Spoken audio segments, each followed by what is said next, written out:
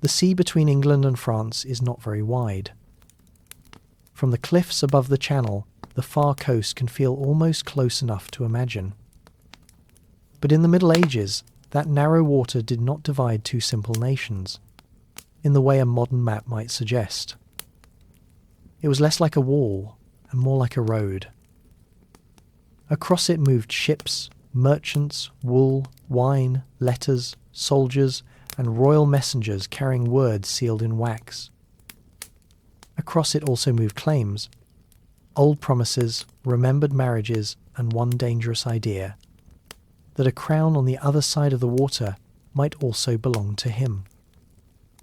To understand the beginning of the 100 Years' War, we have to begin quietly, not with arrows, not with mud, and not yet with battle, but with a map.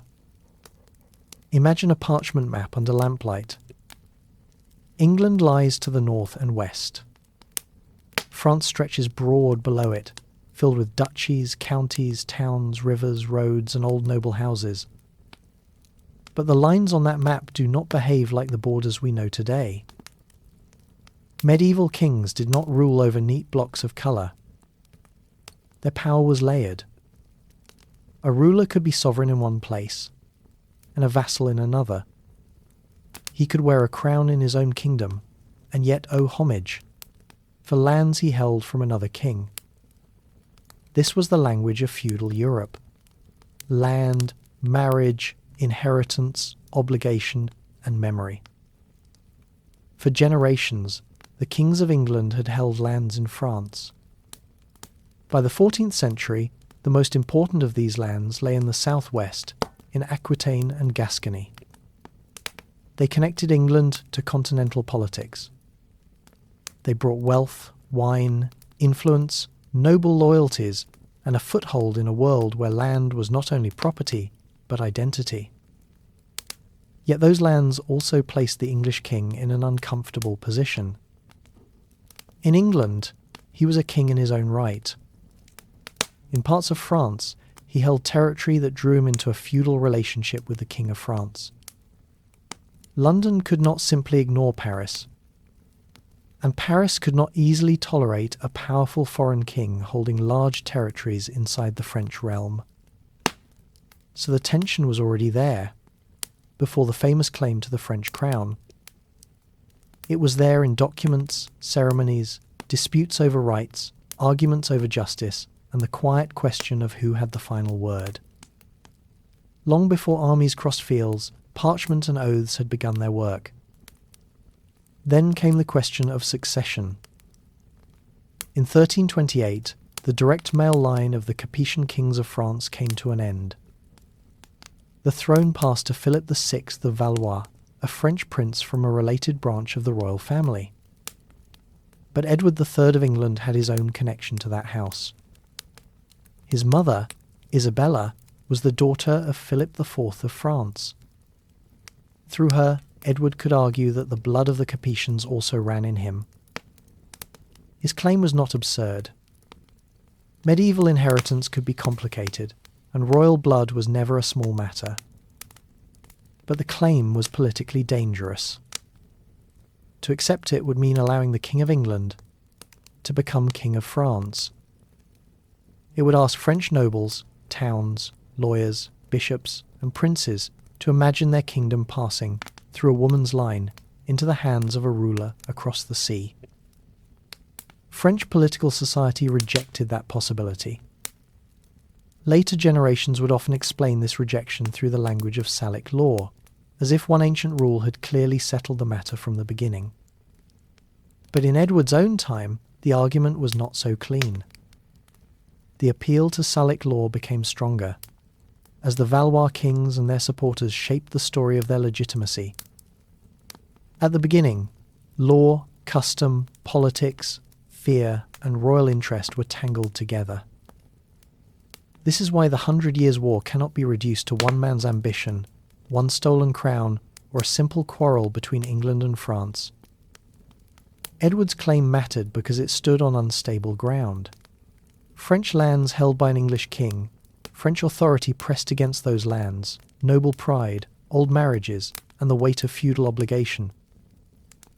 A crown could be a symbol. It could be a legal argument. It could be a dream.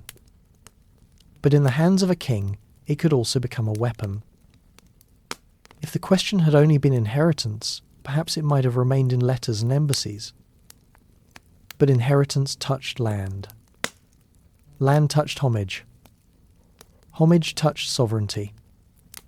And sovereignty, once questioned, was not easily made quiet again. So the war began in a grey space between blood and territory, between law and force, between what a king could claim and what other men were willing to accept. It grew from the slow rubbing together of crown, parchment, oath, and soil. Before arrows darkened the fields of northern France, before mud held men beneath the weight of armour, before plague emptied villages, the older world had already revealed its first weakness. It could speak beautifully of loyalty, honour, and rightful rule, but it could not always decide what those words meant, when two kings used them against each other. And so, before we follow the armies, we need to pause in that older world. We need to understand how medieval people imagined war before the arrows fell. The knight on horseback, the banner in the wind, the ransom of noble prisoners, the promise of honour, and the belief that war still belonged to men who knew the language of rank and courage. That is where the story must go next. Not yet to the battlefield, but to the world that believed it still understood what battle meant. Before the arrows fell, war still carried an older shape in the minds of many nobles. It could be imagined in a courtyard before dawn, where horses breathed into cold air, leather straps were tightened, and shields bore the signs of houses older than any living man. In such a place, war did not appear first as a matter of numbers. It appeared as rank made visible. A banner told men where they belonged. A coat of arms carried family memory into the open air. A horse was not only movement, but wealth, training, and status. Armour was not only protection. It was the hard surface of a social order. This was the world of chivalry, though chivalry was never as simple as later romance made it seem. It was not only courtesy, bravery, or the image of a knight beneath a bright standard. It was a language through which noble society described itself. It spoke of courage, loyalty, honour, generosity, piety, service to one's lord, and the hope that violence might still be governed by recognisable rules. But it was also a language of power. Chivalry belonged most fully to those who had the land, money, training, and birth to claim it. It could praise mercy between noble enemies while leaving ordinary people outside its circle. It could speak of honour and still ride through villages that had no armour, no ransom value, and no choice in the quarrels of kings. So before we watch this old language being tested, we have to understand why it once felt so strong. Medieval war was not yet the war of modern states, where governments counted whole populations as citizens to be mobilised. It was built through kings, lords, vassals, household knights, local obligations, paid companies, and private followings. A great noble came to war with his name, his retainers, his debts, his ambitions, and the memory of his ancestors. To fight could be an act of loyalty.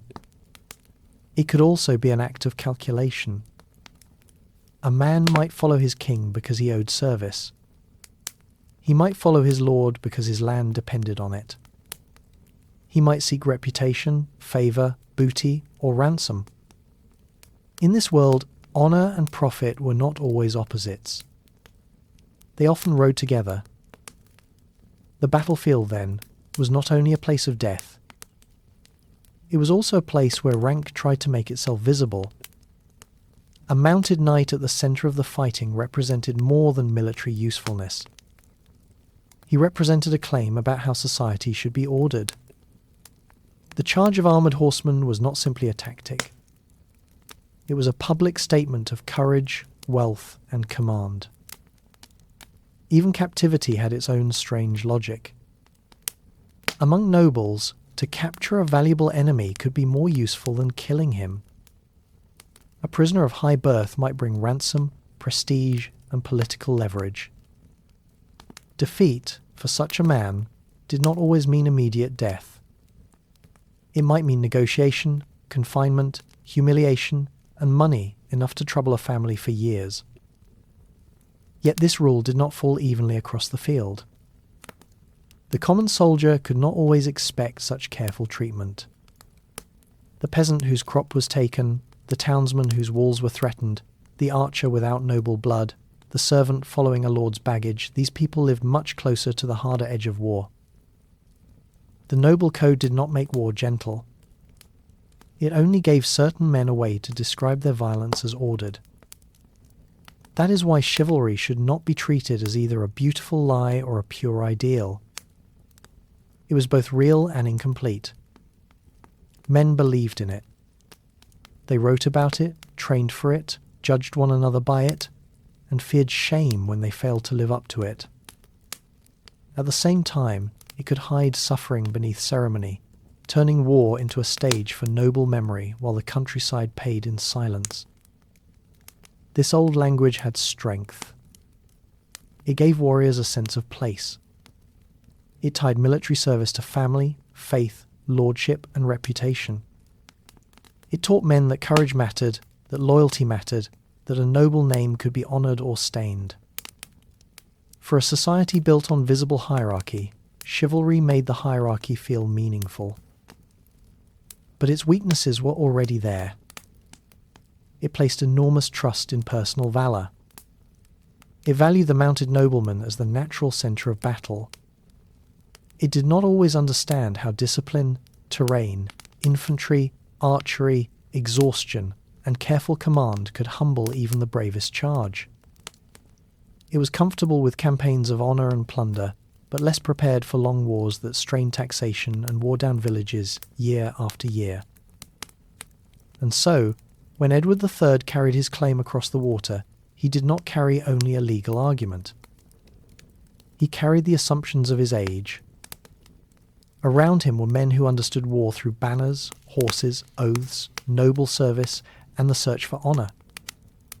They were not foolish for believing this. It was the world they had inherited. But the war that followed would ask harder questions than inheritance alone. It would ask whether noble rules could hold when campaigns grew longer and more destructive, and whether the old language of rank could still explain a battlefield where men of lower status might decide the fate of princes.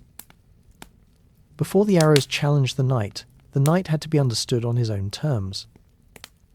And now that we have seen the world that believed in him, we can begin to follow the king who brought that world into war, Edward III, and the gamble that turned a claim into a campaign.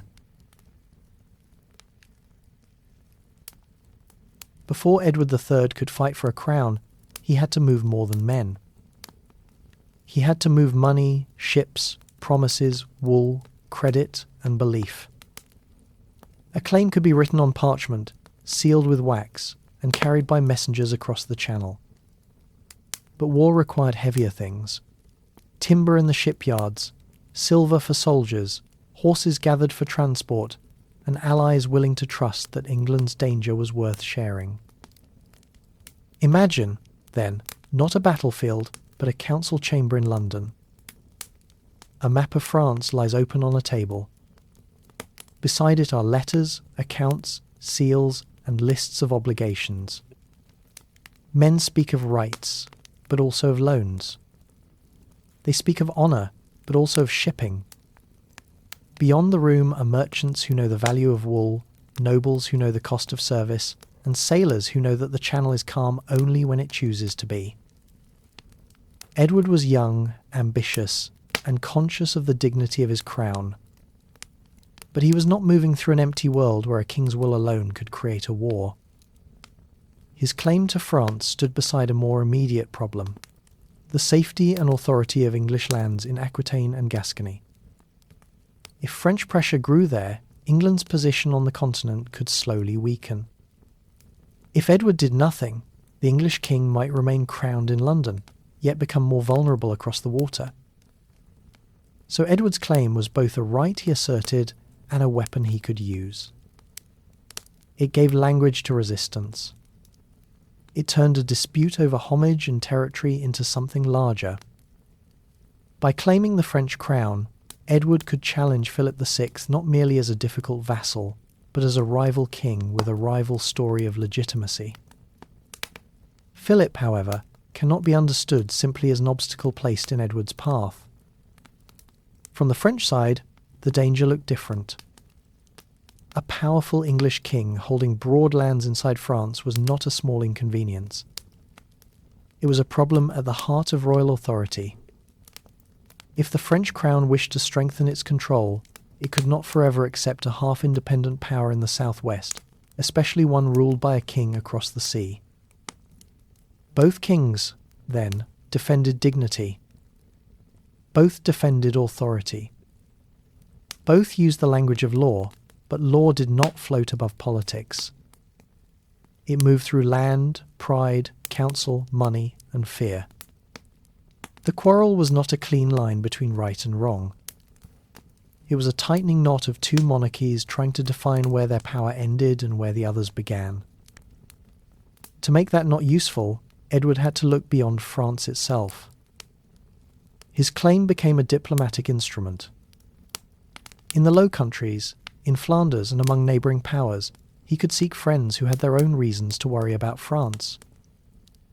England's wool trade tied English wealth to continental markets, and those commercial ties gave politics a deeper texture. War was not only a matter of knights and banners. It moved through cloth, coin, ports, and confidence. This is one of the quiet truths of medieval war.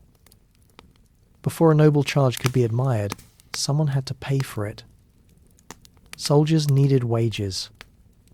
Ships had to be gathered. Horses had to be moved. Allies often expected subsidies. Credit had to be stretched. A king who spoke of honour still had to persuade merchants, lenders, nobles, and towns that the burden of war could be carried. The Channel too had to be kept open. It was not a border to be crossed once and then forgotten. It was the road by which men, horses, letters, grain, silver, and news would pass. Without ships, Edward's claim remained a voice calling across water.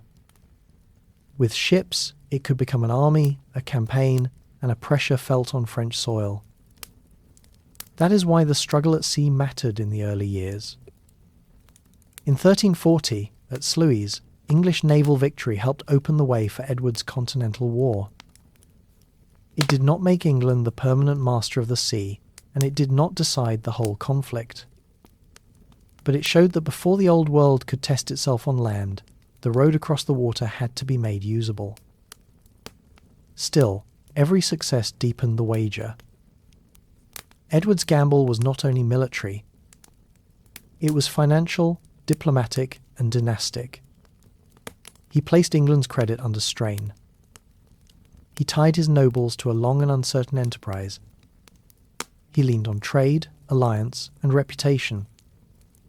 If he succeeded, he might win a crown, or at least force France to recognise a stronger English position on the continent. If he failed, he could lose money, allies, trust, and perhaps the very lands he wished to protect. There was courage in this, but not the simple courage of a knight lowering his lance. It was the colder courage of policy, to turn a claim into taxation, inheritance into shipping, and royal dignity into debt. A crown could be claimed in words, but it had to be defended in credit, timber, wool, and iron. And around Edward were men shaped by the old language of war. They understood honour, service, banners, horses, and noble reputation. Yet the war they were entering would demand more than those things. It would demand patience, supply, discipline, and the ability to keep fighting after the first proud gesture had passed. Edward did not carry only his claim across the water. He carried the risks of a kingdom with him. Soon, that gamble would need to be tested on land.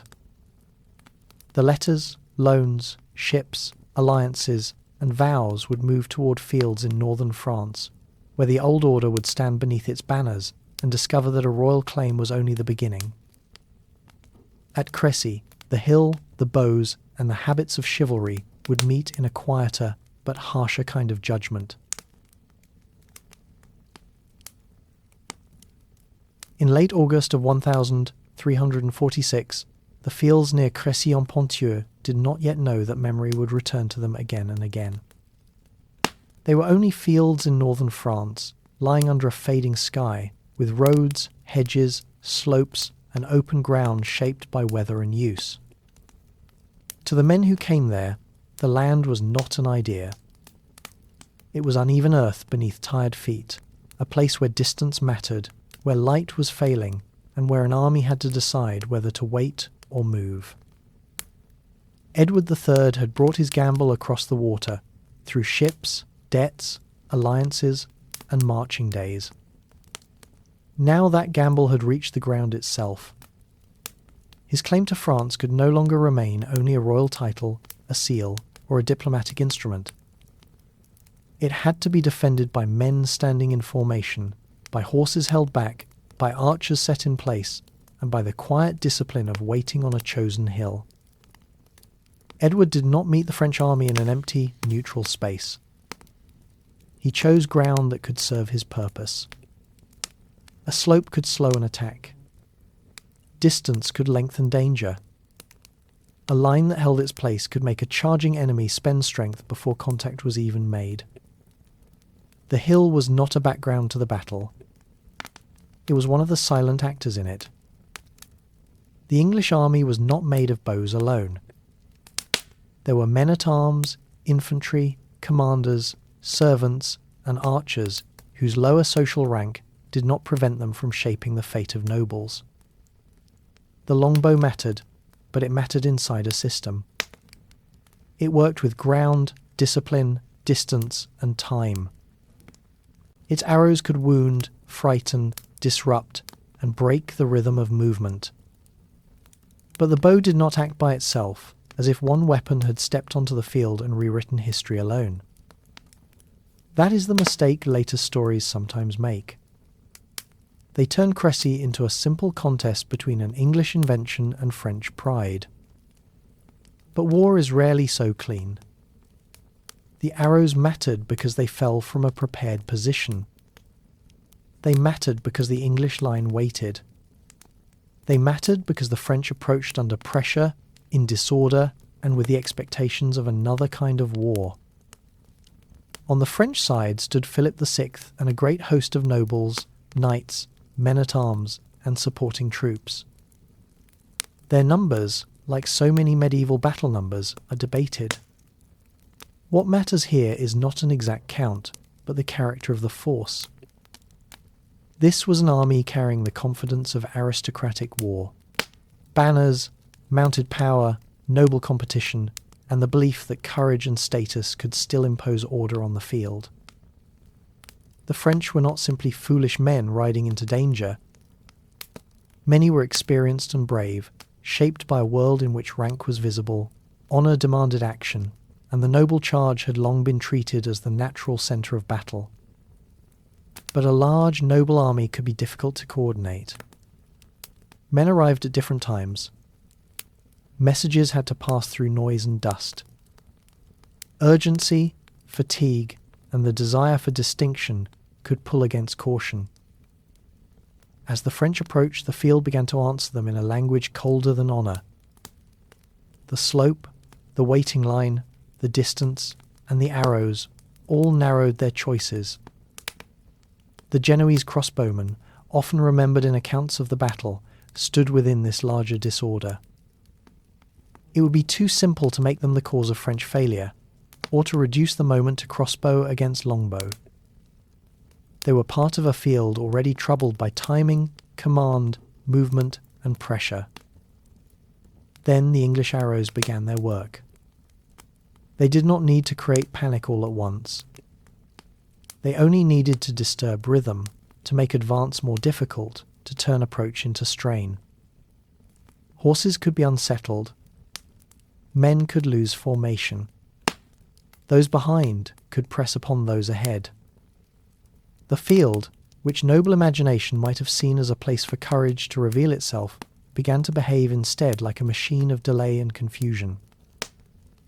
Again and again, French mounted force moved toward the English position. Again and again, the old confidence found itself meeting more than enemy bravery. It met ground. It met distance. It met missiles. It met men who did not step forward into the expected pattern of noble combat, but held, watched, and used the shape of the place. The charge still had courage in it, but courage was no longer enough. That is the quiet tragedy of Crécy. The French nobles did not fail because they lacked bravery. They failed, in part, because they trusted that bravery could restore order to a field already shaped by other forces. The habits of chivalric war had taught them that rank, charge, and personal valour could make meaning visible. At Crécy, the field refused to behave like a noble stage. For the English, the victory was more than a successful stand. It showed what could happen when a king's claim, a chosen position, disciplined waiting, and the labour of archers worked together. Men of lower status could help decide the fate of high-born enemies. The battlefield was no longer only a place where noble rank displayed itself. It was becoming a place where organisation, cost, training, and terrain could answer rank in a different voice. Crécy did not kill chivalry.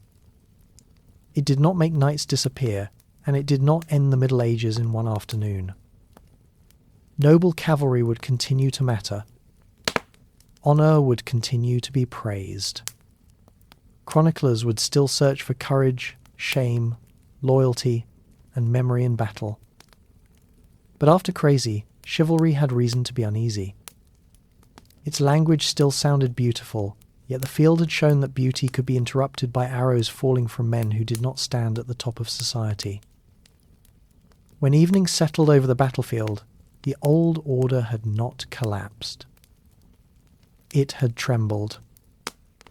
The war would continue, and both kingdoms would go on speaking the older words: crown, right, honour, service, loyalty. But those words now had to share space with quieter forces. Supply, position, discipline, fatigue, weather, and the cost of keeping men in the field. And still, the hardest test had not yet come. Crécy had opened a crack in the confidence of noble war. But beyond the reach of banners and councils, another force was already moving toward Europe. It would not arrive as an army. It would not ask permission from kings. It would pass through ports, roads, towns, and villages, changing the value of labour, the weight of taxation, and the number of hands available to fight, harvest, and bury the dead. Between the campaigns, the fields would grow quiet again. But the silence would not mean peace.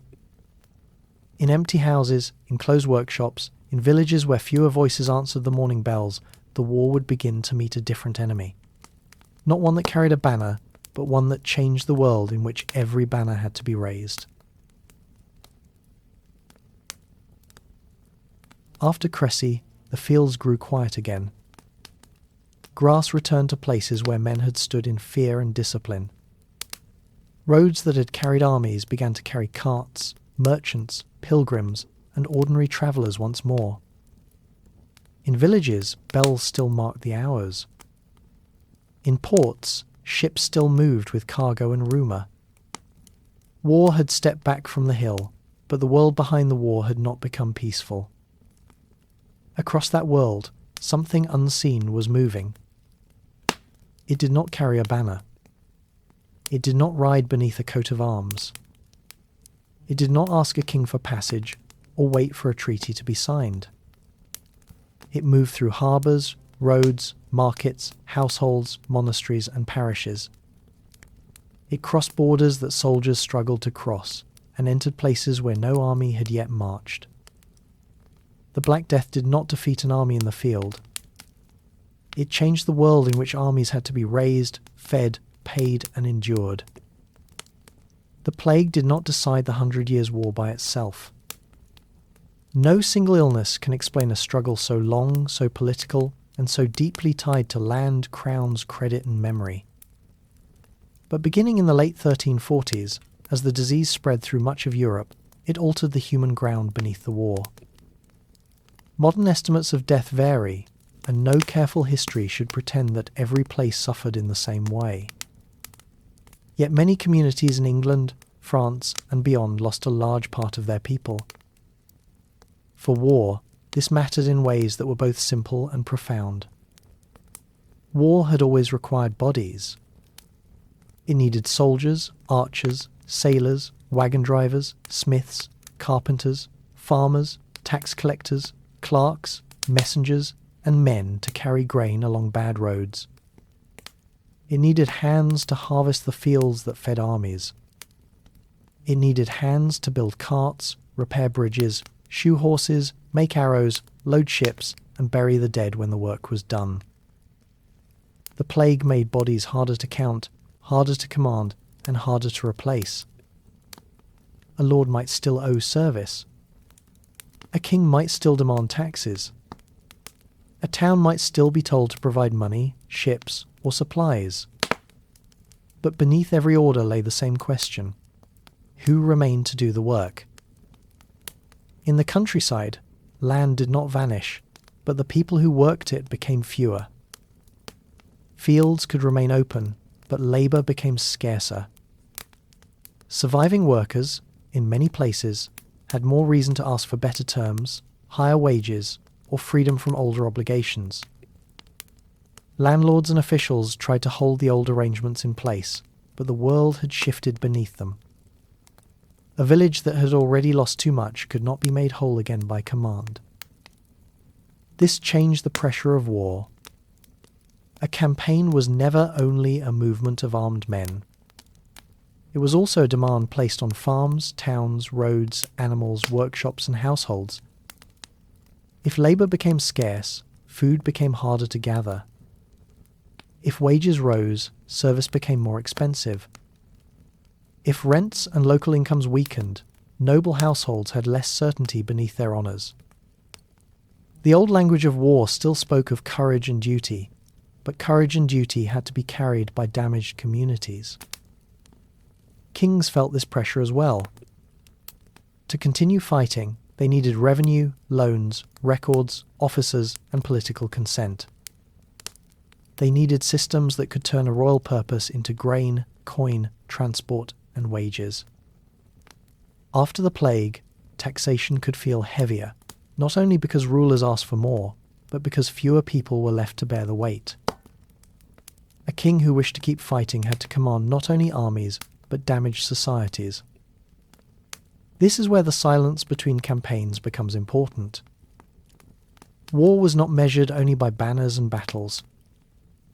It was measured in missing hands at harvest, in fewer voices at market, in workshops that opened late or not at all, in parish rolls where names disappeared, and in taxes asked from villages that had already buried too much. The peasant, the widow, the orphan, the craftsman, the parish priest, the carter, and the sailor all stood closer to the war than a chronicle of battles might suggest. And the older world of chivalry, though still alive, had to rest upon this changed foundation. Knights still spoke of honour. Kings still spoke of rights. Nobles still sought reputation, ransom, and service. But horses needed fodder. Armour needed craftsmen. Armies needed wages. Ships needed sailors. Roads needed repair. Honour became more expensive when labour, food, and tax became harder to gather. The plague did not make chivalry disappear. It made the conditions beneath chivalry less stable. A noble charge could still be praised, but the world that paid for it was more fragile. A royal campaign could still be declared, but every declaration now pressed upon communities that had learned how suddenly people could be gone. The old war language remained, but it no longer stood on the same ground. In this way, the Black Death belongs inside the story of the 100 Years' War, not beside it.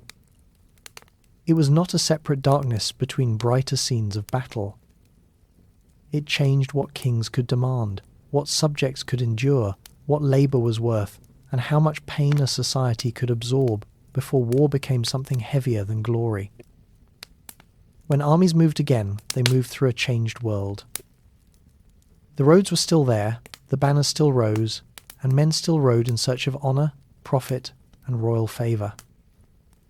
But beneath them lay villages with fewer hands, treasuries under pressure, and kingdoms learning that war after plague would cost more than war before it. And when the fighting returned in force, the price would not be counted only in ground won or lost. It would be counted in ransom, debt, royal humiliation, and the burden placed upon a kingdom when even its king could be taken. When armies moved again, they moved through a changed world. The roads were still there, and banners still rose above columns of men, but the villages along the way had learned a harder silence. Fewer hands worked some fields. Fewer voices answered in some markets. War had not ended with plague, but it had become heavier. Every horse fed, every wage paid, every sack of grain taken from the countryside pressed on societies already made thinner by loss. Into this world rode Edward, Prince of Wales, the king's son, later remembered as the Black Prince. He did not move through France only in search of a formal battle. Like many campaigns of the period, his expedition was also a chevauchée, a riding war of movement, destruction, and pressure.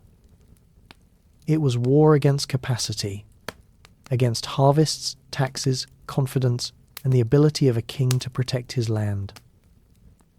Such warfare did not need to conquer every town in order to wound a kingdom. It could move through the countryside and make authority look distant. It could trouble local economies, frighten communities, and force a ruler to respond.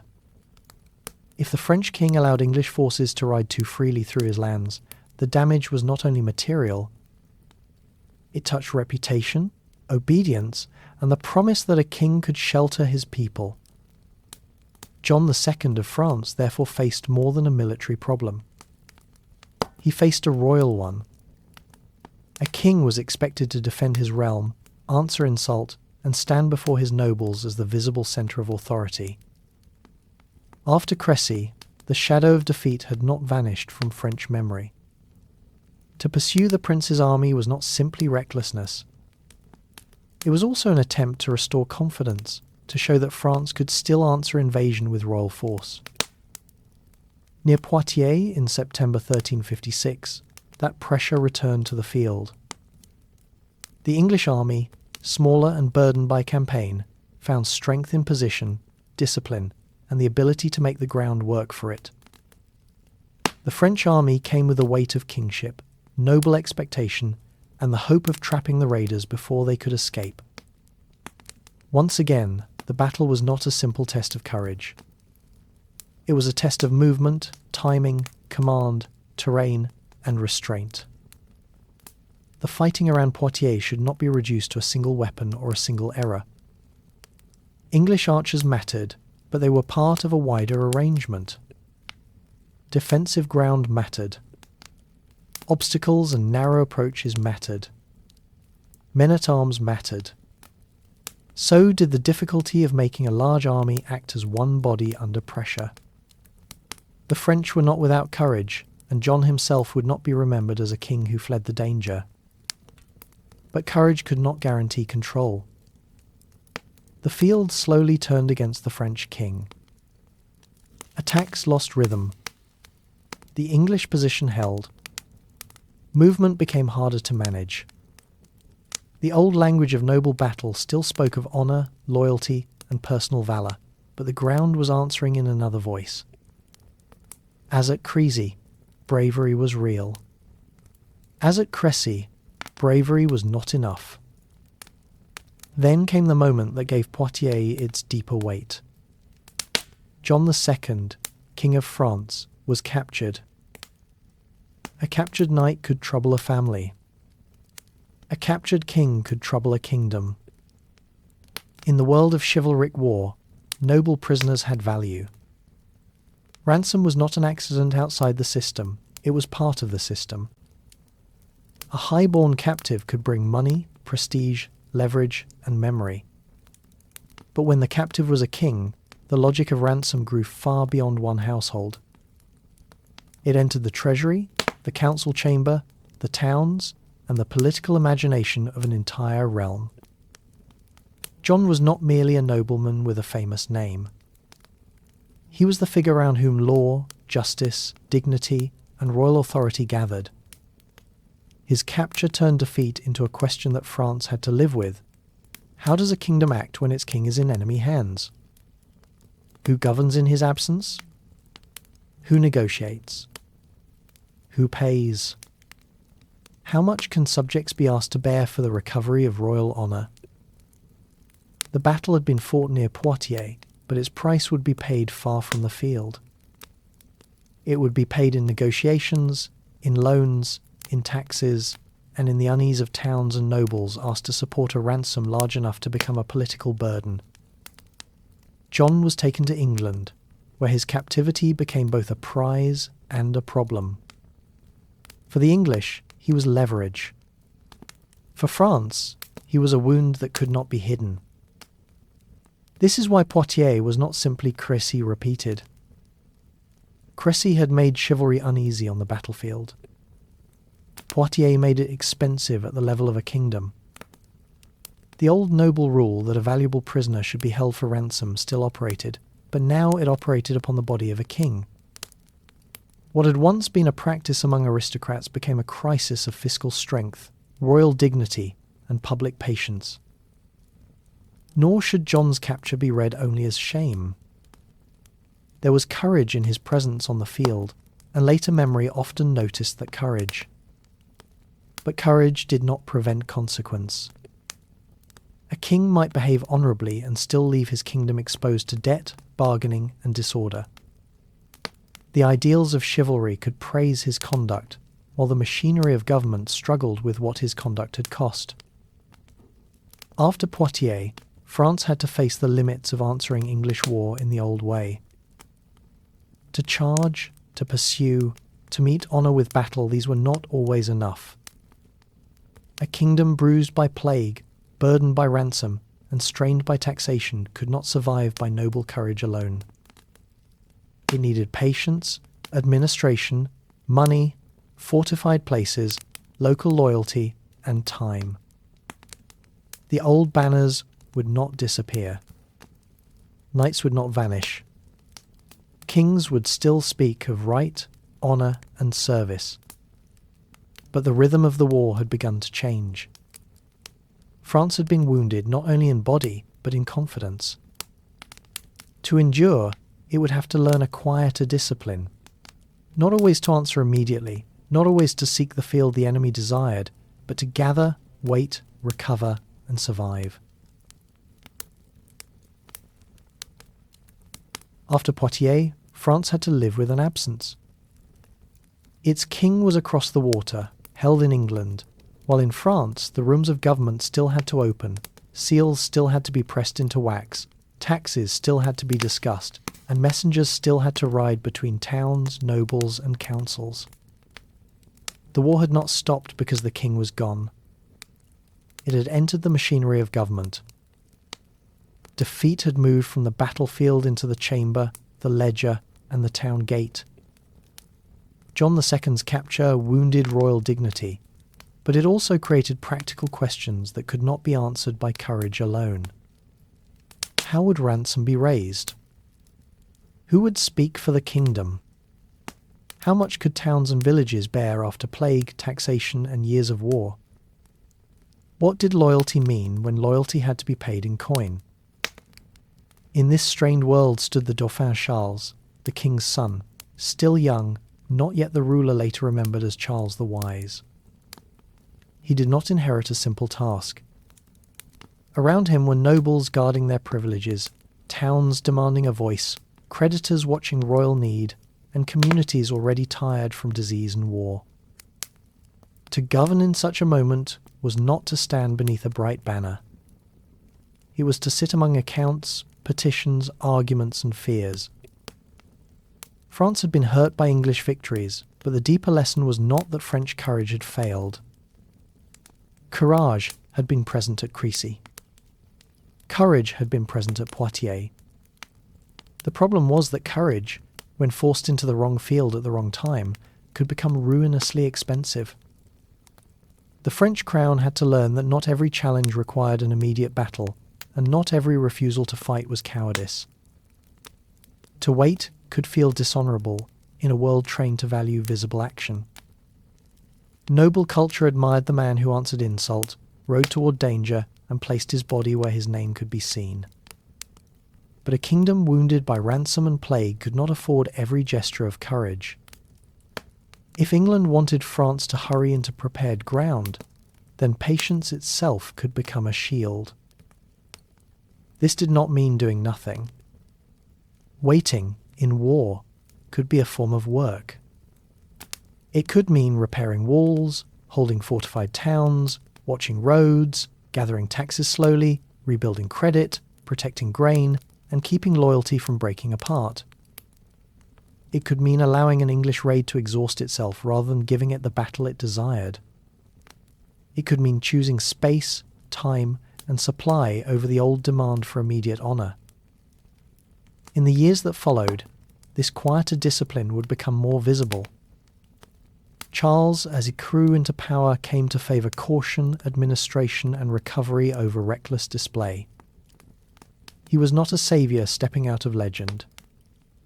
He was a ruler shaped by humiliation, debt, and danger. His strength lay partly in understanding that a kingdom could survive by refusing the wrong kind of bravery.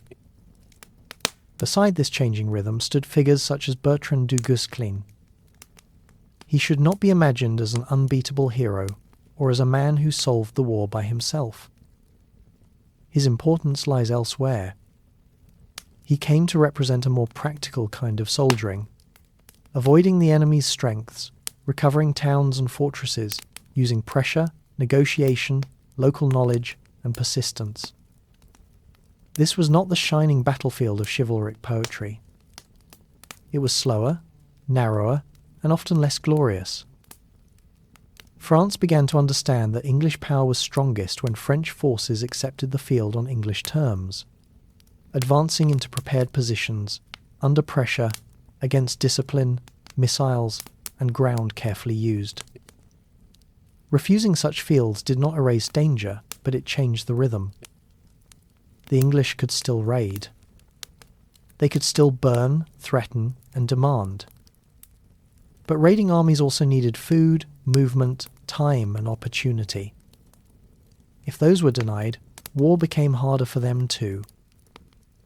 The old language of honour did not vanish. Knights still sought reputation. Nobles still remembered shame and glory. Kings still spoke of right and service.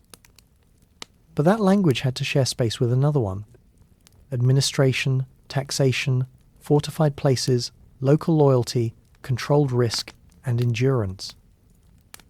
Chivalry remained alive, but it no longer stood alone as the only way to imagine war. This was a painful education. France did not recover all at once. The kingdom still faced political pressure, angry towns, uneasy nobles, the memory of defeat, and the heavy question of who should pay for royal failure. Social unrest and negotiation pressed against the crown. The road from humiliation to recovery was uneven, and there were many moments when patience looked less like wisdom than weakness. Yet slowly, a new habit formed. Victory did not have to come from one splendid charge.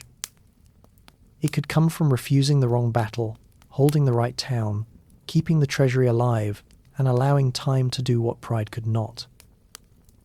The war was becoming less a contest of single heroic afternoons and more a struggle of systems that had to endure.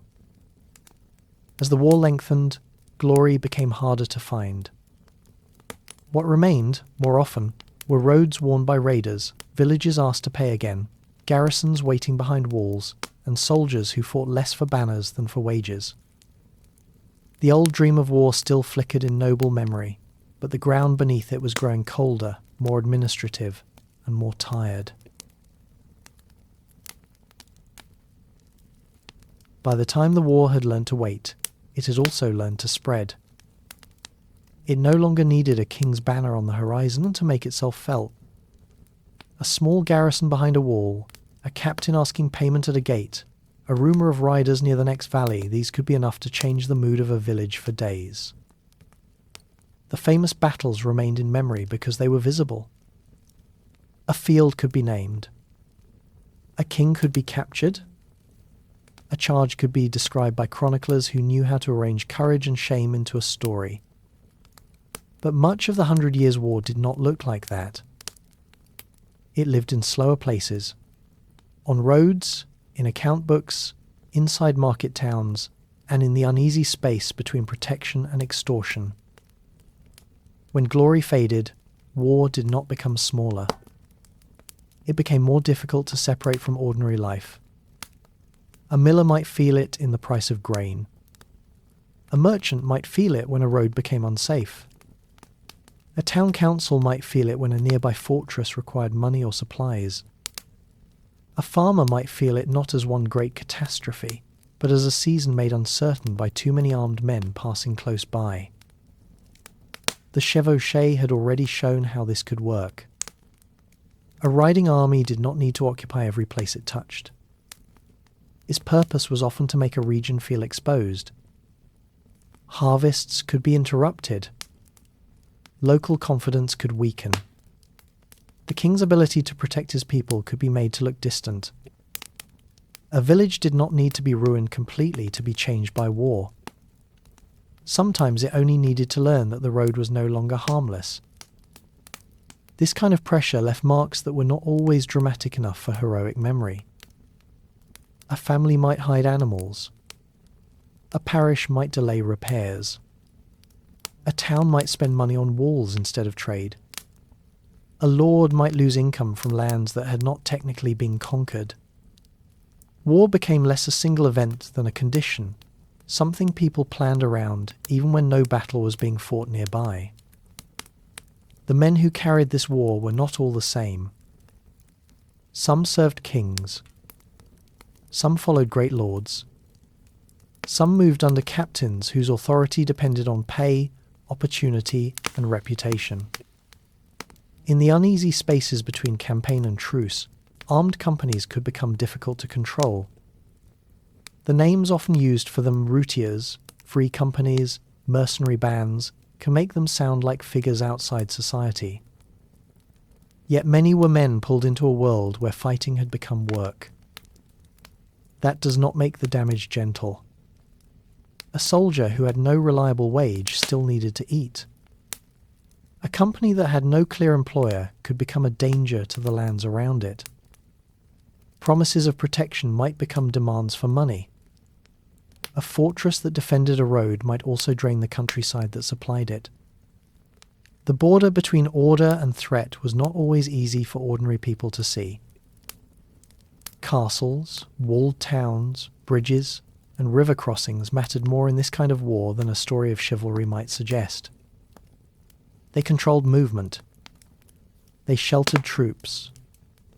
They interrupted trade or protected it, depending on who held them and how they were supplied.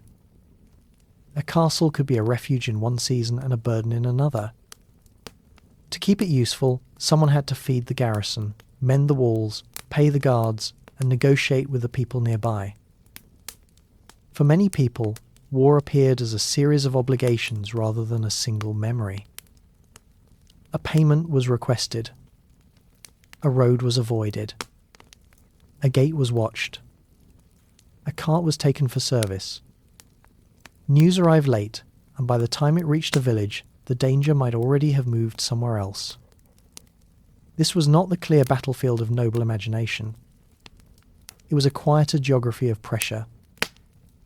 It would be too simple to place all guilt on one side, or to imagine the countryside as only passive suffering. Towns bargained. Lords calculated. Kings taxed because armies consumed money with frightening speed. Soldiers pursued wages because war had become their livelihood. Peasants and merchants made choices where they could, though those choices were often narrow. The long war trapped many kinds of people inside the same hard system. This is where the language of chivalry began to feel thin. It still mattered. Nobles still wanted honour. Captains still wanted reputation. Chroniclers still knew how to praise bravery and condemn shame. Yet chivalry could not explain every garrison bill, every frightened market, every negotiated payment, or every village that survived by giving something to the men it feared. It could describe how nobles wished to be remembered. It could not describe everything war had become. The old dream of war needed scenes that could be seen clearly. A knight riding beneath his arms, a prisoner taken, a ransom agreed, a name preserved in memory. The longer war was harder to hold in the mind. It was scattered across debts, repairs, wages, spoiled harvests, guarded roads, and the quiet exhaustion of communities that had learned not to trust silence too easily. So this was a war without glory, not because courage had disappeared, and not because men had stopped searching for fame. Glory was still there, but it had to pass through darker rooms before it reached the page. The storehouse, the toll gate, the lender's table, the garrison chamber, the village meeting where people decided what they could still afford to lose. And yet, even in a war grown tired and grey, one battlefield would gather memory around itself like mist over mud. After years in which war had seemed to dissolve into roads, taxes, wages, and guarded gates, people would again tell of a field where kings, nobles, archers, mud, and memory stood together. The legend that grew from that field would be sharper and cleaner than the world that produced it. In the autumn of 1415, the fields of northern France held the kind of damp that enters slowly into everything. Rain softened the ground. Low woods narrowed the view. Roads toward Calais became harder with each mile, not because they disappeared, but because tired men had to keep walking them. Before Agincourt became a word polished by memory, it was a place of mud, waiting, and exhausted breath. Henry V had crossed into France with a royal claim that reached back into the old quarrel between crowns. He came with ambition, law, prayer, soldiers, and the language of rightful inheritance.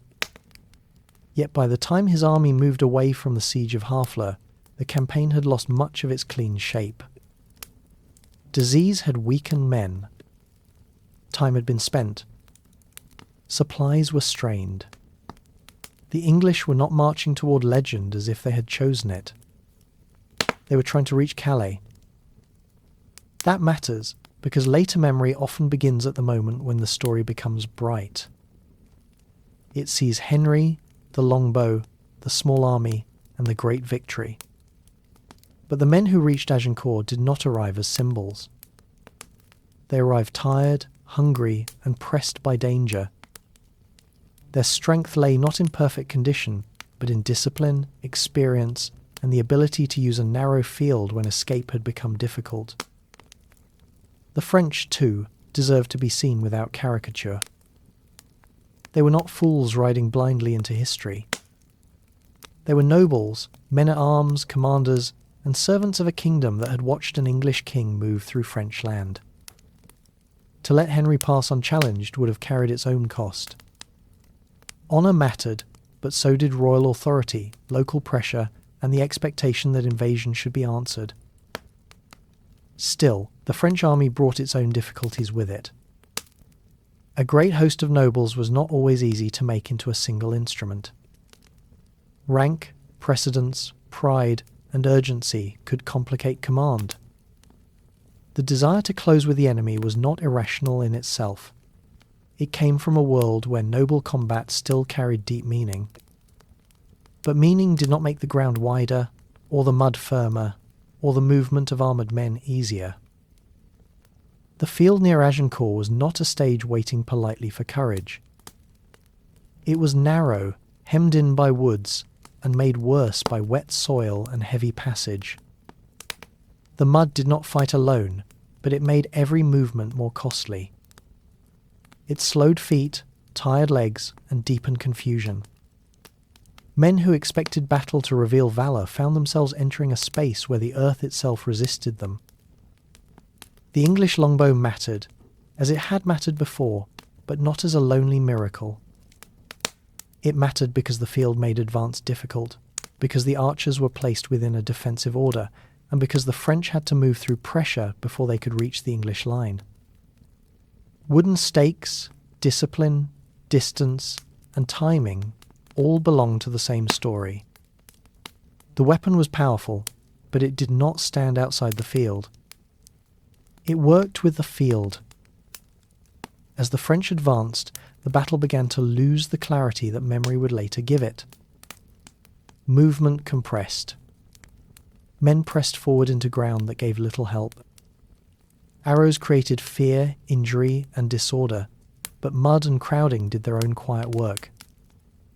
Those behind could not always understand what had happened ahead. Those in front could not easily regain space once the line had tightened around them. The result was terrible for the French nobility. Many high-born men were killed or captured, and the shock entered the memory of both kingdoms. Yet even here, the explanation should remain careful. It was not that French courage failed, or that English victory came from a single weapon, or that one day ended the world of chivalry. Agincourt showed, once again, how fragile noble war could become when honour met terrain, fatigue, disciplined pressure, and the limits of command. Then memory began its own work. Agincourt became easier to tell than it had been to live. The mud dried in the imagination. The tired army became a chosen few. The confused field became a clean lesson in courage. In English memory, and later through the power of Shakespeare's Henry V, the battle took on a shape sharper than history usually allows. A king beside his men, a small force against a great one, a victory that seemed to speak beyond the field. There is truth inside that memory, but not the whole truth. Henry was a capable and forceful king, but not a figure outside politics, ambition, or violence. The English army was disciplined and dangerous, but not blessed by destiny. The French were defeated badly, but they were not stupid men placed on earth only to prove English greatness. The numbers, like so many medieval numbers, remain debated. Later stories often made the imbalance cleaner and larger than careful history can easily accept. Memory cleaned the mud from Agincourt, but history has to put some of it back. Not to make the battle less important, but to make it human again.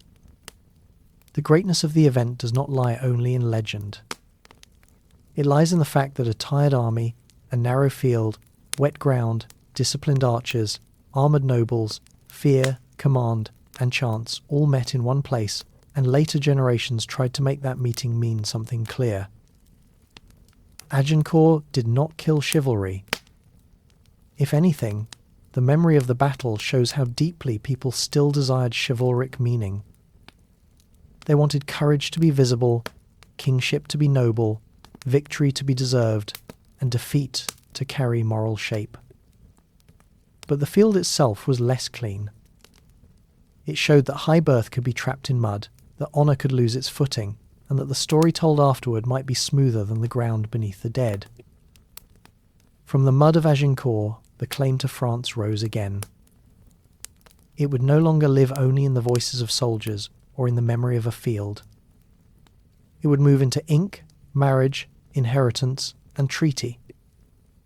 A victory remembered as legend would soon press upon the language of law, and the old dream of joining two crowns would come nearer than it had ever seemed before. After Agincourt, the mud did not remain on the field. In another form, it followed the war into rooms where men sat with parchment, seals, marriage agreements, and clauses of inheritance. The claim to France was no longer only something shouted beneath banners or defended by archers in wet ground. It was becoming a matter of ink.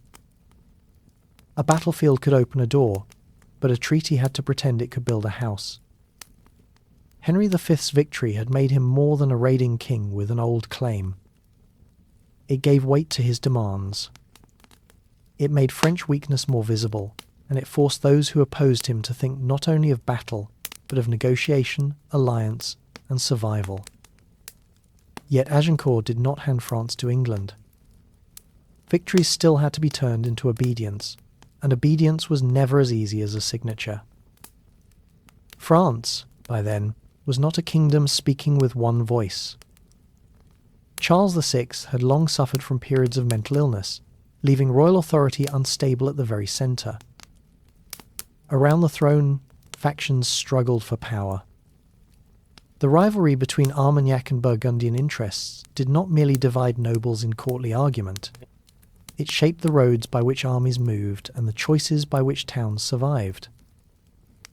The break grew sharper after the murder of John the Fearless, Duke of Burgundy, in 1419. That killing deepened the separation between Burgundy and the Dauphin Charles, and it helped create the political space in which Henry could negotiate with French allies, rather than only fight French enemies. Henry did not conquer only with armies. He entered a kingdom already divided against itself. In 1420, that division took written form in the Treaty of Troyes.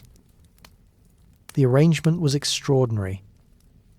Henry V would marry Catherine of Valois, daughter of Charles VI. He would be recognised as heir to the French throne after Charles's death. The Dauphin Charles, the king's own son, was pushed outside the official future described by the treaty. The crowns of England and France seemed, for a moment, to be moving toward one line of inheritance. It is important to say this carefully. France did not simply become English. The treaty imagined a future in which the crowns of England and France would rest on one dynastic line, but imagining a future is not the same as making every village, town, noble house, and road accept it. The words were powerful because they used the language of law. They were fragile because law still needed force, consent, habit, and belief. The marriage between Henry and Catherine gave the arrangement a human form. Catherine was not merely a romantic figure placed beside a victorious king. In royal politics, marriage could be a ceremony of affection, but it was also a bridge built from bloodline, treaty, and expectation. Through her, Henry's claim could be dressed not only as conquest, but as union with the French royal house itself. That was the genius and the danger of the treaty. It gathered many strands of the war into one document. Edward III's old claim, Henry's battlefield success, France's internal division, the weakness around Charles VI, the power of Burgundy, and the language of inheritance. The war that had begun with arguments over crowns now seemed almost to return to its beginning, but with more blood behind the words. Still, legitimacy in the Middle Ages did not live on parchment alone. Ink could name an heir. It could not make every road obey him. A town had to decide whom to recognise. A noble had to decide where his loyalty lay. A priest might pray for one king, while a captain held a nearby fortress for another. The treaty gave Henry a future on paper, but that future had to pass through human doubt. And the Dauphin Charles had not vanished. Excluded by the treaty, weakened in reputation, and pushed away from the official line of succession, he remained a living centre around which another France could gather. His cause was not yet triumphant. It was uncertain, contested, and often fragile. But it existed, and that mattered. A rejected heir can still become a focus for loyalty when enough people refuse the future written by his enemies. The treaty also depended on time, and time was not kind. Henry V seemed to have brought the old English claim closer to reality than any king before him. But he was still mortal. Charles VI was still mortal. A political arrangement built around succession had to survive the deaths of the very men who had made it possible. When both Henry and Charles died in 1422, the imagined union passed to an infant, Henry VI, whose crowns were more impressive on parchment than secure in practice. This is why the word almost matters. The Treaty of Troyes almost joined two kingdoms. It almost turned Agincourt into a dynastic settlement. It almost made Henry's victory the bridge between battlefield and inheritance. But almost is not the same as finished. A crown can be promised before it is possessed. A treaty can describe a kingdom more neatly than the kingdom describes itself. For the story of chivalry, this was another quiet turning. The age still loved banners, oaths, noble conduct, and the memory of battlefield courage. Yet crowns were now being moved by documents as much as by charges. Marriage, faction, succession, and written recognition could do work that no lance could do alone. The old language of honour remained, but it had to sit beside lawyers, diplomats, clerks, and seals. The Treaty of Troyes wrote one future for France. It was a future in which Henry's line would inherit the French crown, and the old quarrel between kingdoms might be folded into a single royal house. But beyond the ink, another future waited, uncertain and almost silent, around the uncrowned Dauphin. The crown had not returned to him. Not yet. It waited in doubt, in distance, and in the belief that written words were not always the last words a kingdom would hear. The Treaty of Troyes had written one future for France, but ink could not quiet every doubt. South of the lands held by England and Burgundy, around the uncrowned Dauphin Charles, another future waited in a more uncertain light. It was not strong yet. It did not speak with the confidence of law. It lived in hesitation, in guarded towns, in weary councils, and in the hope that a crown excluded by treaty might still be restored by belief. Charles did not face only a military problem. He faced a wound in legitimacy. The treaty had pushed him outside the official line of succession. His father's kingdom had been spoken for in a way that denied his future. Burgundy and England pressed against him, and many who might have supported him had reason to hesitate. He needed soldiers, money, and towns. But he also needed something harder to command. Charles did not need only soldiers. He needed belief. A king in medieval France was not made only by blood. Blood mattered deeply, but so did recognition, ceremony, sacred oil, public sight, and the old road to Reims. Until Charles was crowned there, he could be dismissed by his enemies as a doubtful prince, a dauphin without the full weight of kingship. His cause needed a shape that ordinary people, nobles, soldiers, and clergy could see. Into this waiting world came Joan of Arc, a young woman from Domremy, near the edges of a troubled France. She did not come from the great schools, the noble houses, or the old language of chivalric rank. Joan said that she had been guided by voices. Those voices, as she understood them, gave her a mission tied to the Dauphin, to Orléans, and to the journey toward Reims. A careful history does not need to mock her belief, and it does not need to declare a miracle as fact. It can begin with what matters most for the story. Joan believed she had been called, and others, in a time of fear and exhaustion, began to listen. She entered a world already searching for a sign. France had seen treaties, defeats, taxes, raids, and doubtful politics. Ordinary explanations had grown tired. A voice that spoke with certainty could move through uncertainty like a candle in a dark room. Orléans gave that certainty a place to be tested. The city stood as both a strategic and symbolic point in the struggle. Its danger pressed on Charles's supporters, and its fate seemed to weigh more heavily than stone walls alone. Joan did not arrive as a commander who replaced every soldier, captain, or noble around her. She arrived as a presence that changed the air. Men who had grown used to delay heard urgency again. The relief of Orléans did not make Joan a myth by itself, but it made her impossible to ignore. What mattered was not only the military result, but the way confidence shifted around it. The Dauphin's cause, which had seemed uncertain and defensive, began to move. Joan's presence gave action a sacred direction. The road no longer pointed only away from danger. It pointed toward Reims. Reims mattered because a crown was not only claimed. It had to be seen, blessed, and believed. For generations, the French monarchy had drawn meaning from the coronation there. A king anointed at Reims did not simply receive an ornament of gold. He entered a sacred memory of French kingship. If Charles could reach that city and be crowned, the treaty that had excluded him would not disappear, but it would face a rival image. A king made visible before God, clergy, nobles, and people. This is where Joan's importance becomes larger than battlefield courage. She did not become the crown. She helped make the crown visible again. She carried a language of conviction into a political world crowded with hesitation. She linked a military campaign to a sacred destination.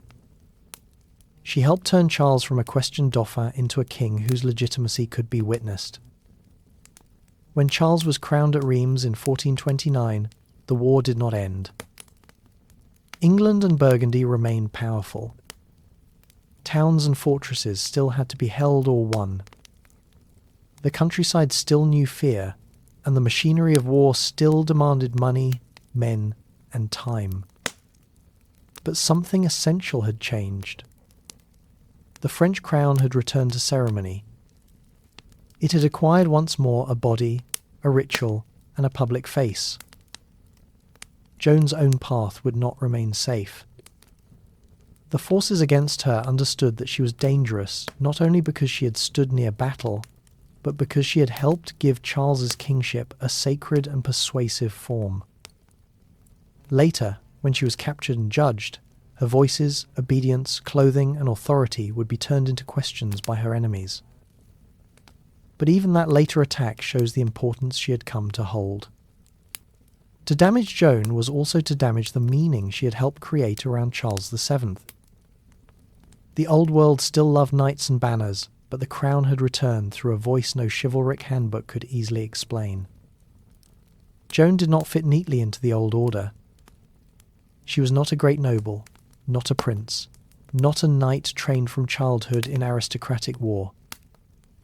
Yet she helped reshape the imagination of kingship at a moment when treaties, victories, and noble factions had not been enough. The return of the crown was therefore not only military. It was ceremonial, emotional, sacred, and political. It belonged to roads and armies, but also to bells, churches, rumour, prayer, and the sight of Charles standing as king. A realm can be governed by force for a time, but it is held more deeply when people can believe in the shape of its authority.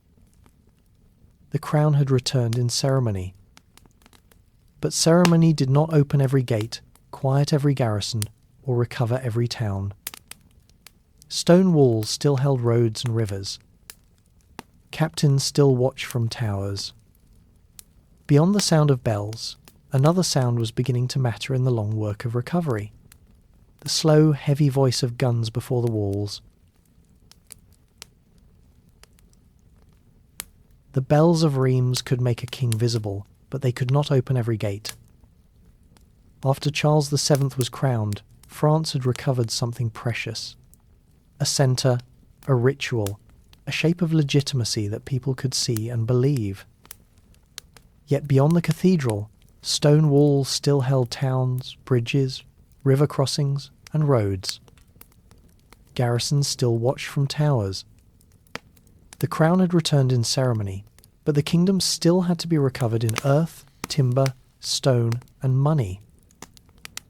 A crown could be blessed in a cathedral, but a wall still had to be broken, supplied, or persuaded to open. This was the harder work that followed the return of legitimacy. A town might accept one king in prayer and another in fear. A captain might hold a fortress because he was paid to hold it. a road might remain unsafe even after a ceremony had declared the rightful ruler. Kingship needed belief, but it also needed control. In the later years of the war, that control often turned on places rather than open fields. Towns, castles, bridges, and river crossings mattered because they gathered taxes, protected trade, sheltered soldiers, and shaped movement. To hold a town was to hold more than walls. It was to hold grain, markets, workshops, records, and the obedience of a surrounding district. War could still produce battles, but again and again it returned to gates. This is why siege warfare became so important. A siege was slow by nature. It asked for patience, supplies, engineers, carts, guards, messengers, and negotiation. It could end with an assault, but it could also end with exhaustion, hunger, agreement, or a calculation made behind closed doors. It was not the shining world of the charge. It was war as pressure, applied until a wall, a captain, or a town council changed its mind. Before such walls, guns began to matter more. But the gun was not a magic answer to medieval war. Early artillery was heavy, expensive, difficult to move, and dependent on many hands. It needed powder, metal, wheels, animals, roads, craftsmen, trained gunners, and men who knew how to place it. A cannon without money was only weight. A cannon without organization was only noise. The gun was not only a weapon. It was an argument made in metal, powder, money, and organization. When it was brought before a wall, it said that the king who had sent it could gather resources, pay specialists, move heavy things across bad roads, and keep pressure on a fortified place long enough for fear to grow. Its power came not only from the shot it fired, but from the system that allowed it to arrive at all. Under Charles VII, France slowly became better at that kind of system. The crown did not simply find a new weapon and win. It learned to support war more steadily. More reliable taxation, stronger royal administration, more organised military companies, and a developing royal artillery all helped turn legitimacy into force. The Compagnies d'Ordonnance and the growth of more regular service belonged to this wider change. So did the men who understood guns, including figures such as the Bureau brothers, whose work helped make artillery part of royal power rather than a scattered experiment. This did not happen in a single moment. It was gradual, practical, and often unromantic. Money had to be collected. Men had to be paid. Horses had to pull. Roads had to be used or repaired. Powder had to be supplied. The people who made, moved, and fired guns were part of the story, even if they did not fit easily into the older language of noble fame. War was becoming heavier, and a king who could manage heaviness gained an advantage. The effect of artillery was not only physical. A breach in a wall could begin before the stones actually fell. It began when people believed the wall might not hold. A town watching guns being placed outside its defences had to ask how long its supplies would last, how much help might come, and whether resistance would cost more than surrender. In this way, artillery worked on fear, patience, and calculation as much as on masonry. Chivalry still had its ceremonies, but the walls were listening to another language. Before a cannon, there was little room for the beautiful gesture of a mounted charge. There was more measuring, weighting, digging, hauling, aiming, repairing, paying, and bargaining. Personal courage did not vanish. Men still risked death near walls and gates. But glory was harder to isolate when victory depended on powder stores, account books, and the steady pressure of a siege. For ordinary townspeople, guns before the walls were not symbols of historical transition. They were sound, risk, cost, and decision. A merchant might fear the closing of trade. a mason might be called to repair damage. A household might wonder whether to remain or flee. A taxpayer might help pay for the same royal machinery that promised protection. Like the Long War itself, artillery entered daily life through labour and obligation.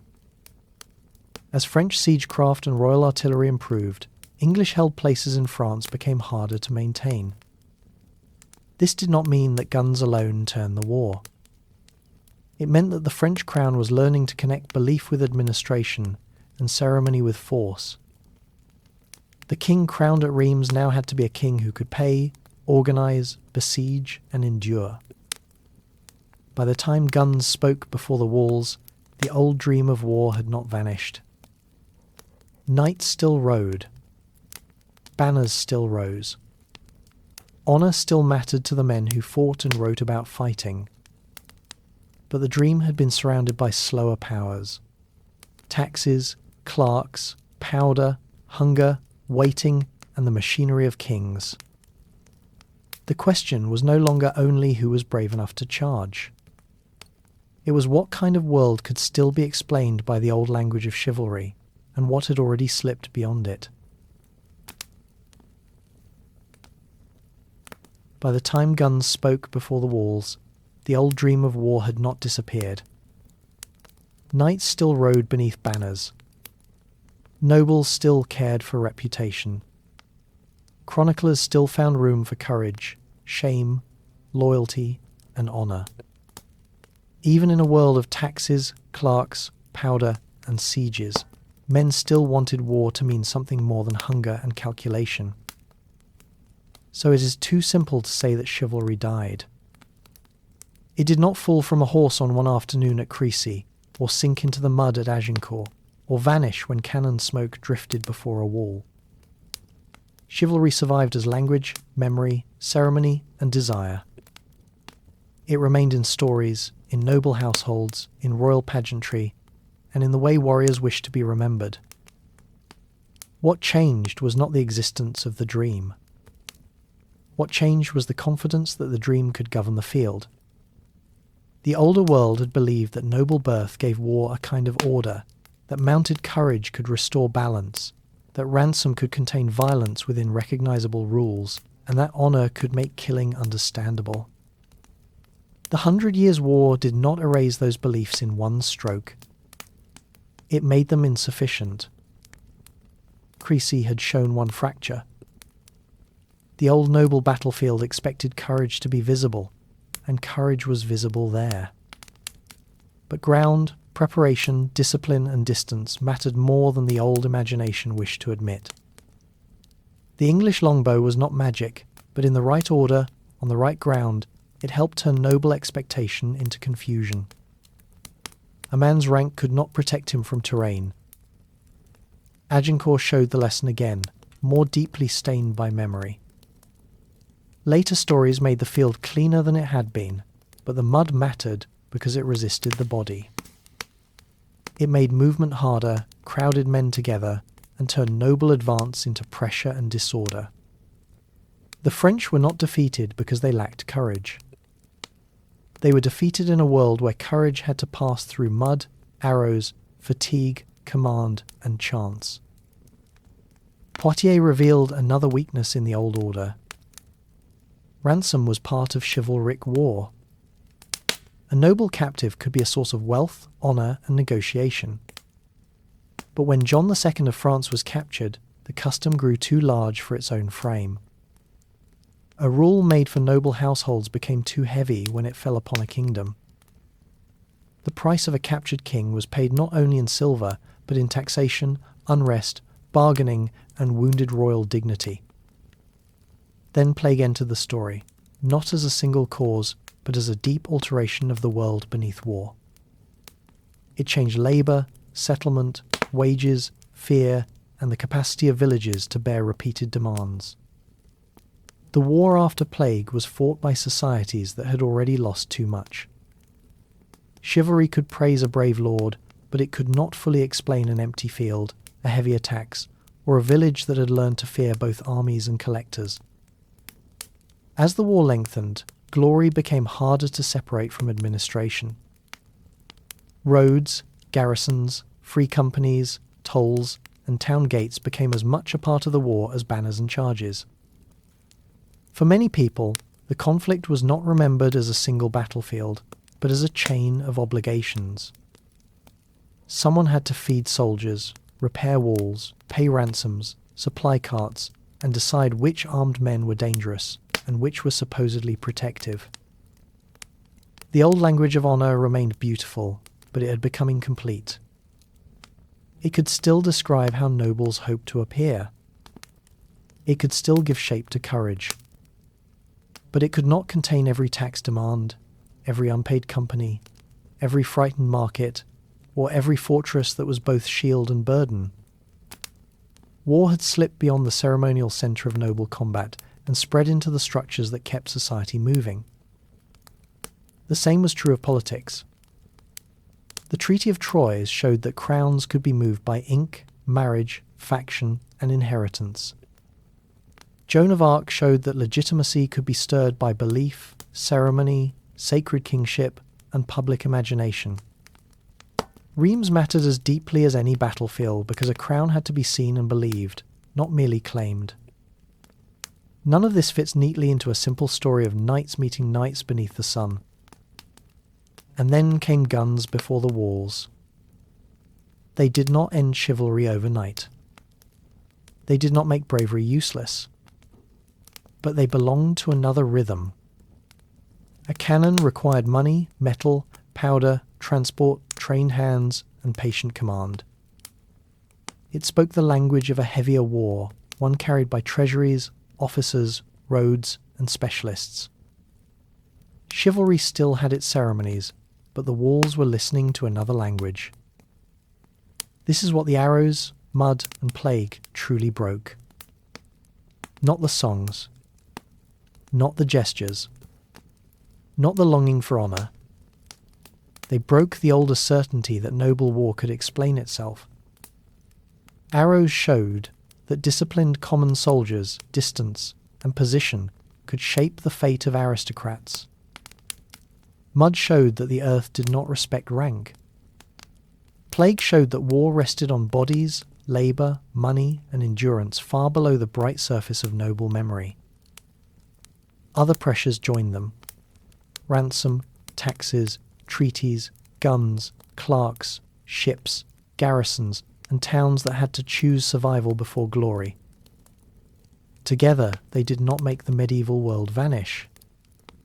They made it harder for the old dream to stand alone.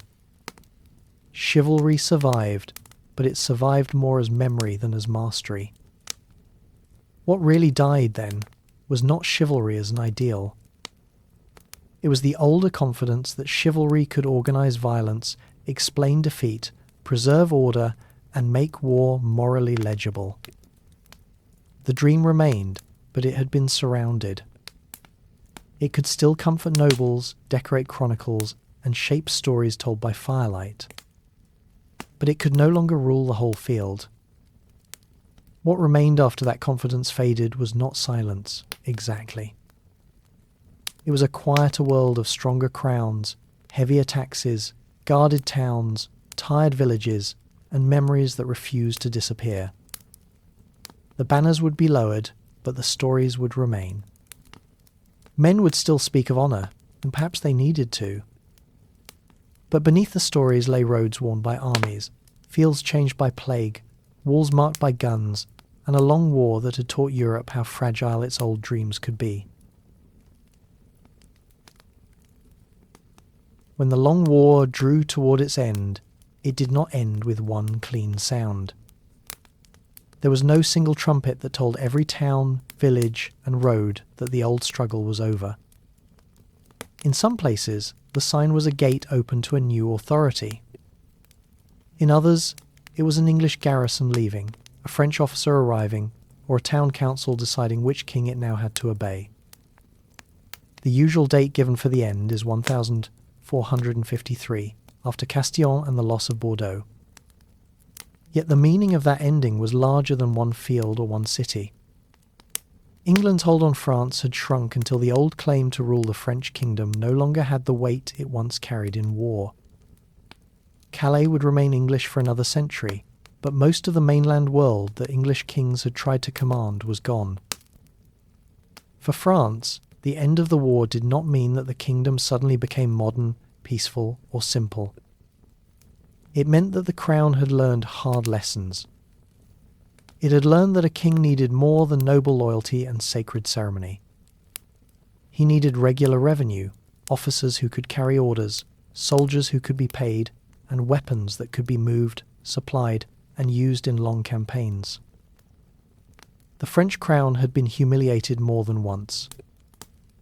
Its king had been captured at Poitiers. Its succession had been challenged by the Treaty of Troyes. Its authority had been divided by faction, occupation, and local fear.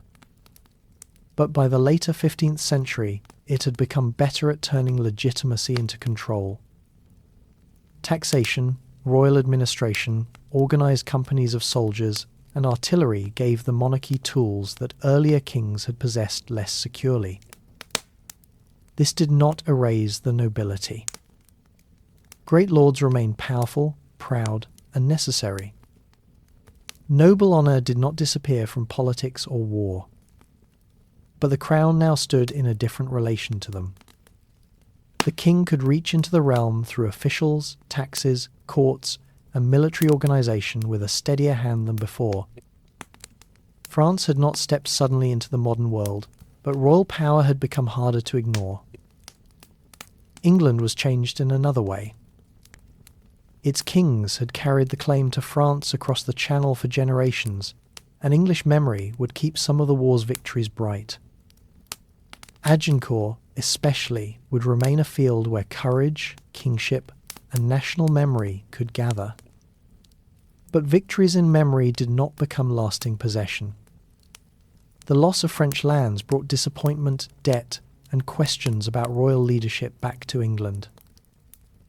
The Long War had also trained English nobles and soldiers to think in terms of service, reward, command, and military reputation. When the war's rewards narrowed, those expectations did not simply vanish. The tensions that later fed conflict inside England had many causes, but the burden of war, the failure of royal policy, and the ambitions of armed noble families all belonged to the world left behind by the struggle in France. For ordinary people on both sides of the Channel, the aftermath was less likely to appear as a great political conclusion. A village did not experience the end of the war as a line in a chronicle. It experienced it through whether soldiers still passed nearby, whether taxes were still collected, whether a bridge was safe, whether a market could reopen, and whether fields could be worked without fear of sudden armed movement. In towns that had changed hands, practical work mattered. Walls had to be repaired. Charters might need confirmation. Garrisons had to be removed, replaced, or paid. Merchants had to learn under whose authority they now traded. A new peace, if it could be called peace, was made from documents, repairs, oaths, tolls, and the slow return of ordinary routines. Even after fighting faded, the costs remained. Taxes that had been justified by war did not always disappear with war.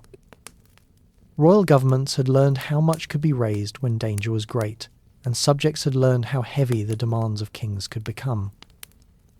The military changes of the war left behind administrative habits as well as memories. The quiet after war was not emptiness. It was a new arrangement of burdens. Chivalry also remained, but in a changed position. It lived on in romances, tournaments, coats of arms, noble education, court ceremony, and the way aristocrats described their own past. Men still admired courage. They still wanted honour to matter. They still told stories in which war could be made clear by bravery, loyalty, and noble conduct. But chivalry could no longer pretend to be the whole grammar of war. The long conflict had shown too much else.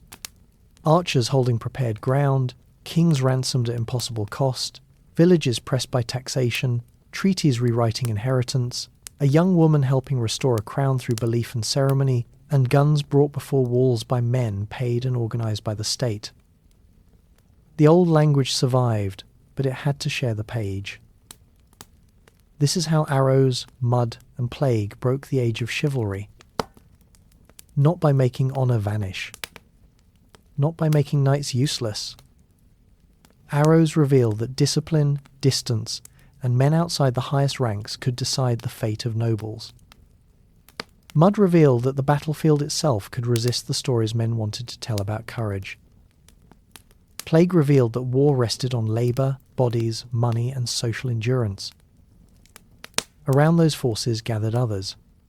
Ransom, taxation, garrisons, ships, clerks, treaties, artillery, and the slow growth of royal administration. None of these made the medieval world disappear in an instant. But together they made war too large and too costly to be governed by noble display alone. The dream of chivalry remained, but it was no longer sufficient. The 100 Years' War left France with a stronger crown, England with sharpened political questions, nobles with memories of honour and frustration, and ordinary people with repaired walls, reopened fields, and burdens that outlived the battles. It left stories that were easier to remember than the war itself had been to endure. The banners lowered. The roads grew quieter. In chronicles and poems, the old dream still rode beneath painted shields. But beneath those stories were tax rolls, broken walls, abandoned claims, and fields worked again after fear. The age of chivalry did not disappear. It became memory. Powerful, beautiful, and incomplete. In a world that had learned war was larger than the dream.